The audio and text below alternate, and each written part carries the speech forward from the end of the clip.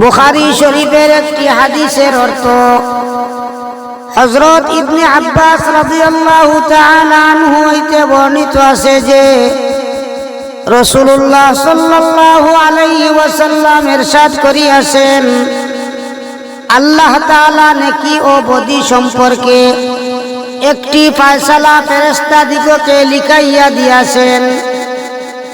অতঃপর ইহার ব্যাখ্যা এইরূপ বয়ান দিয়াছেন যে ব্যক্তি নেক কাজের ইচ্ছা করিল, অতঃপর কোনো কারণে করিতে পারিল না, তাহার জন্য আল্লাহ তাআলা পূর্ণ একটি লেখি লিখিয়া দেন।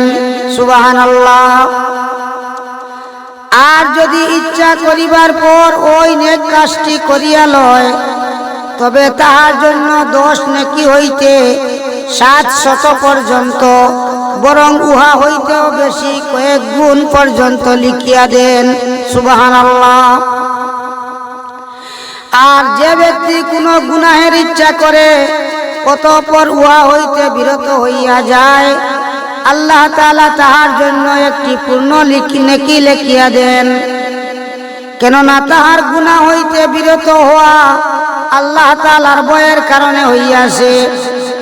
আর যদি ইচ্ছা করার পর সেই গুনাহ করিয়া ফেলে, তবে আল্লাহ তাআলা তাহার জন্য একটি গুনাহ লিখেন। অন্য হাদিসে হযরত আবু হুরায়রা রাদিয়াল্লাহু তাআলা আনহু হইতে বর্ণিত আছে যে রাসূলুল্লাহ সাল্লাল্লাহু আলাইহি ওয়াসাল্লাম ইরশাদ করিয়াছেন, বনি ইসরাইলের এক ব্যক্তি মনে মনে বলিল, আমি আজ রাতে গোপনে সদকা করিব। সুতরাং রাতে গোপনে সদকার মাল লইয়া বাহির হইল এবং অজ্ঞাতসারে এক চোরের হাতে দিয়া দিল। সকালে লোকজনের মধ্যে আলোচনা হইল যে রাত্রে চোরকে সদকা দেওয়া হইয়াছে। সদকা দানকারী বলিল, হে আল্লাহ, চোরকে সদকা দেওয়ার মাধ্যমেও আপনার জন্যই প্রশংসা, কেননা তাহার অপেক্ষা আরো বেশি খারাপ মানুষকে যদি দেওয়া হইতো তবে আমি কি করিতে পারিতাম। অতঃপর সে দৃঢ় সংকল্প করিল যে আজ রাত্রে অবশ্যই আমি সদকা করিব, কেননা পূর্বের সদকা তো নষ্ট হইয়া গিয়াছে। সুতরাং রাত্রে সদকার মাল লইয়া বাহির হইল এবং অজ্ঞাতসারে সদকা একজন বেবিচারিণী মহিলাকে দিয়া দিল। সকালে আলোচনা হইল যে আজ রাত্রে বেবিচারিণী মহিলাকে সদকা দেওয়া হইয়াছে। সে বলিল, হে আল্লাহ, বেবিচারিণী মহিলাকে সদকা দেওয়ার মাধ্যমেও আপনার জন্য প্রশংসা, কেননা আমার মাল তো এই উপযুক্ত ছিল না। অতঃপর তৃতীয়বার ইচ্ছা করিল যে আজ রাত্রে অবশ্যই সদকা করিব। অতএব রাত্রে সদকার মাল লইয়া বাহির হইল এবং উহা একজন ধনী ব্যক্তির হাতে দিয়া দিল। সকালে আলোচনা হইল যে রাত্রে একজন ধনী ব্যক্তিকে সদকা দেওয়া হইয়াছে।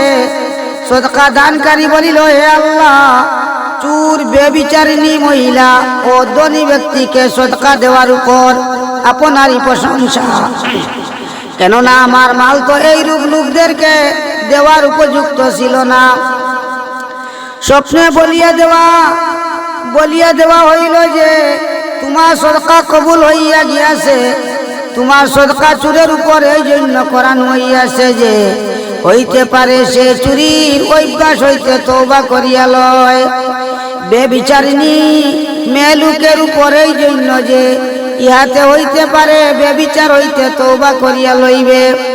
যখন সে দেখিবে যে বেবিচার ছাড়াও আল্লাহ তাআলা দান করেন, তখন তাহার অনুভূতি আসিবে। আর ধনীর উপর এই জন্য যাতে সে শিক্ষা লাভ করে যে আল্লাহ তাআলার বান্দা কিরূপ গোপনে সদকা করে। এই কারণে হইতে পারে সেও এই সমস্ত মাল হইতে যাহা আল্লাহ তাআলা তাকে দান করিয়াছেন আল্লাহ তাআলার পথে খরচ করিতে আরম্ভ করিবে। ফায়দা, এই ব্যক্তির ইখলাসের কারণে 3টি সদকাই আল্লাহ তাআলা কবুল করিয়া নিয়াছেন। সুবহানাল্লাহ।